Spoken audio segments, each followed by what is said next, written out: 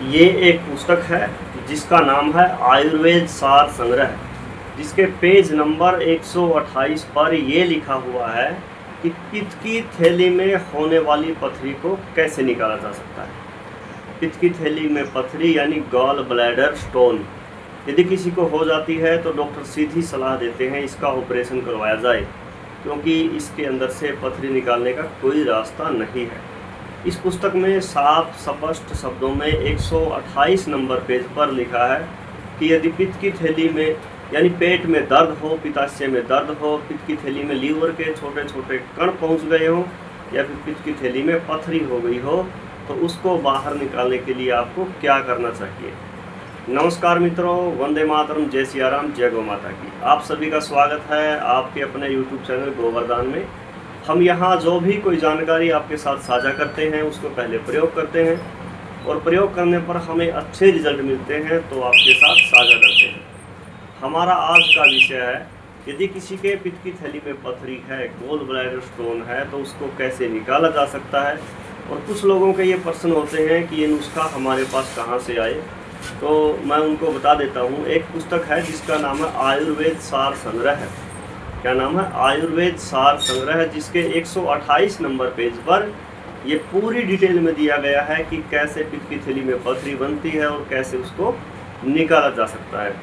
तो उसको निकालने के लिए जो नुस्खा है वो इस प्रकार है। बस आपको एक बात का जो है विशेष ध्यान रखना है, ये जो नुस्खा जब आप लेकर के आओ, किसी भी फार्मेसी का मत लेकर के आना। बहुत सारी फार्मेसी हैं, कुछ फार्मेसियों के सामान के डब्बे हमारे पीछे भी रखे हुए हैं, तो फार्मेसियों का क्यों नहीं लेके आना, क्योंकि अधिकतर फार्मेसियां जो हैं उनकी जो भस्में होती हैं कच्ची होती हैं। तो हमने काफ़ी फार्मेसी, यहाँ पर मैं किसी भी फार्मेसी का नाम नहीं लेना चाहूँगा, क्योंकि ना तो हम किसी फार्मेसी का प्रचार करते हैं ना फिर किसी का दुष्प्रचार करते हैं। तो आपको किसी भी जो भी आपके आसपास वैद्य हो उससे कहना है कि आप खुद बना के दो तो अच्छी बात है, या आप किसी अपने मित्र वैद्य से बनवाओ तो हमें वो चाहिए। आप उनको नुस्खा दे सकते हो। नुस्खा मैं आपको बताता हूँ, यदि आप वैद्य हैं तो खुद तैयार करें।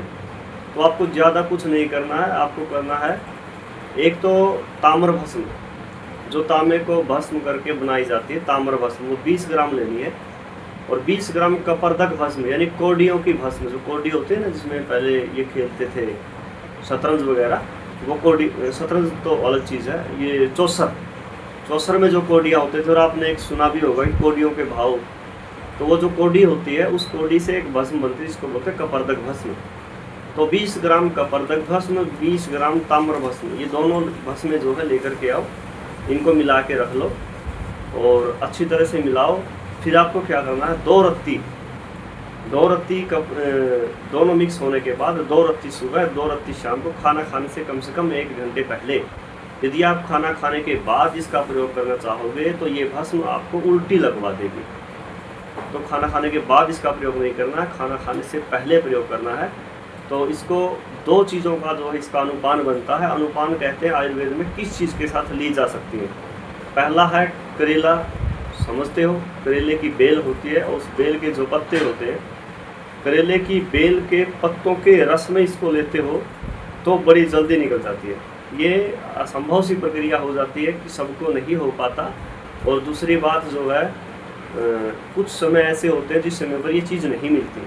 नहीं तो आप बड़ी सरल है, 2-4 करेले के बीज ला करके, यदि आपके पास ज़मीन नहीं है तो आप छत पर भी, आंगन में भी इसको उगा सकते हो। तो करेले के पत्तों के रस के साथ 10-20 ग्राम करेले के पत्तों का रस हो और ये भस्म हो, इसको जो भस्म को करेले के रस में मिला करके पी करके ऊपर से थोड़ा सा पानी पी लो। दूसरा है गाय का घी लेना है 1 चम्मच और आधी चम्मच चीनी लेनी है। अब चीनी का काफ़ी वैद्य विरोध करते हैं, तो मैं बता दूं यहाँ तो हमें चीनी ही लेनी पड़ेगी, क्योंकि इसका जो अनुपान है चीनी के साथ फिट बैठता है, ना खांड के साथ ना मिश्री के साथ। वो करके देख लिया है। 1 चम्मच घी गाय का, भैंस का नहीं, 1 चम्मच गाय का घी और आधी चम्मच चीनी और 2 चुटकी ये भस्म मिला करके जो है ले लेनी है, खा लेनी है। और ये सुबह शाम करना है आपको। यदि आपकी 5-7 mm की पथरी है तो 10-20 दिन कर लेना है। 10 से बड़ी है तो 2 महीने, 3 महीने से ज़्यादा नहीं करनी पड़ेगी। एकदम चमत्कारी रिजल्ट है। और इसके साथ साथ में आपको cholesterol, triglyceride, BP high, BP low, भूख न लगना, सब चीज़ों पर काम करेगी। गैस, तेजाब, कब्ज, उफारा, सबके ऊपर जो है ये नुस्खा काम करेगा, क्योंकि जो ताम्रभस्म होती है वो दीपन पाचन का काम करती है। यदि आप साथ में वजन भी घटाना चाहते हो इसी के साथ, तो मेदो हर गूगल आती है, सभी कंपनियां लगभग बनाती हैं, आप किसी भी कंपनी का ले सकते हो। लगभग 1500 mg की आपको मेदो हर गूगल की डोज बनानी है, यानी ये मतलब 500 mg है तो 3 गोलियाँ सुबह शाम, और 1000 mg है तो 1.5 गोली, 700 mg है तो 2 गोली, ऐसे लेनी है त्रिफले के साथ। त्रिफला 1/4 चम्मच या 1 चम्मच 1 गिलास पानी में, गर्म पानी में घुल के उसके साथ जो है मेदो हर गूगल आप ले सकते हो। तो ऐसी जानकारी हम आपके साथ आगे भी साझा करते रहेंगे। यदि आप नए हैं तो चैनल को सब्सक्राइब कर लें और बेल आइकन दबा लें। नमस्कार।